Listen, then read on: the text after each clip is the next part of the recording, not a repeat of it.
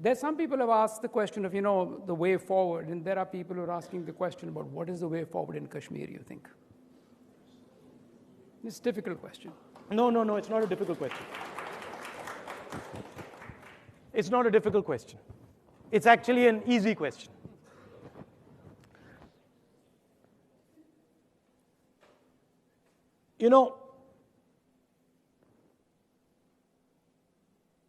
For 9 years, I worked behind the scenes with Prime Minister Manmohan Singh, with Mr. Chidambaram, with Jairam Ramesh, and a large number of people. And we worked silently on Jammu and Kashmir. When we started in 2004, terrorism was rampant in Jammu and Kashmir. By the time we finished, in 2013, I went back and I hugged the Prime Minister. And I told him that, one of your biggest successes is the end of violence in Jammu and Kashmir. In 2013, we had basically broken the back of terrorism in Kashmir. And we hadn't done it by giving big lectures and big stories. We hadn't done it by giving big lectures and stories. We had done it silently. I'll tell you how we did it. We did it by holding Panchayati Raj elections. We did it by linking women to banks, self-help groups. We did it by running a program of getting young Kashmiris, young people from Jammu and Kashmir and Ladakh, employment in other parts of India, bringing corporates to Jammu and Kashmir, having conversations like this with them, and building their confidence. In fact, the bodyguard who I went to Jammu and Kashmir is standing right here. And my way of measuring progress, I had two metrics. One metric was how many commercial flights are coming into Jammu and Kashmir. Because the more commercial flights, the more tourism, the more people are comfortable, the better we are doing. And the second was how close these guys stand to me. So if these guys are standing like all around me, we're not doing well. And if they're sort of loosening up a bit, we're doing well. So we went from practically no planes to 50 planes. And I remember one day in 2013, when I was looking around and I was like, where are my security guys? And they had actually loosened up so much. And there was crowds all around me, 100, 200 people, and having a conversation. I went back there in 2014, and this gentleman was there with me. And this gentleman, these are his words, not mine. Let's get out of here right now. Otherwise, we're going to be in serious trouble. Right? What happened between 2013 and 2014 August? I'll tell you. Our strategy was to close the space for terrorists in Kashmir.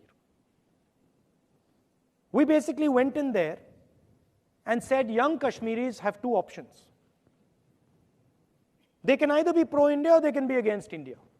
Let's close the against India space. Let's find every little space we can find which is not pro-India and shut it down. And it took us 9 years. Panchayati Raj elections, suddenly the Indian government landed up right in the village. We had Pradhan sitting in the village, managing budgets of 1 crore, informing us exactly who the terrorists were. Students going to Bombay, to Karnataka, coming back and saying, you know what? Actually, there's opportunity here. So we gave the kids in Jammu and Kashmir a vision. And it was working. And then in 2014, the Indian government did something that inflicted a huge, huge strategic cost on India. Essentially, there are 4 political parties in Kashmir. There's the BJP on the extreme right. There's the Congress, Nationalist. There's the National Conference. There's the PDP. There's the Hurriyat.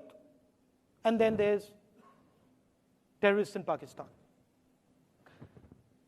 The PDP was the instrument that brought young Kashmiri youngsters into the political process. And the day Mr. Narendra Modi made an alliance between the PDP and the BJP, he destroyed the PDP as an instrument that could bring youngsters into the political system. And the day he did that, he massively opened up space for the terrorists in Kashmir, and they came in. And you saw a massive increase in violence. The intelligence guys themselves in Jammu and Kashmir told me that large numbers of the PDP have suddenly gone towards the militants. When you take these strategic decisions to take a little bit of political advantage, you do tremendous damage to the country. Today, Jammu and Kashmir, the space in Jammu and Kashmir has been opened up, not only for the Pakistanis, for other players in the region.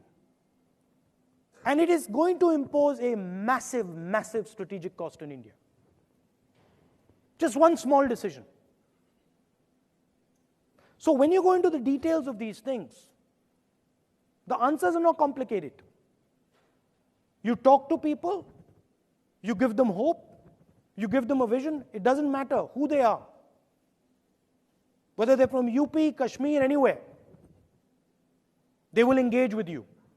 You build trust with them, they will engage with you. It's not complicated. The reason it doesn't happen, those are complicated. What about the current strategic? Harsh, you want to ask the next questions? I think we've gotten quite a few questions. But what amazed me, Go ahead. Sorry. I'm passionate about this because for me, the Jammu-Kashmir question is a very important question for our future. You know what amazed me was 9 years of work. Going there, talking to people, 9 years, 30 days destroyed. 30 days. And it blew my mind. I was so sad. I was like, my God, 9 years. And it can just be wiped out in 30 days.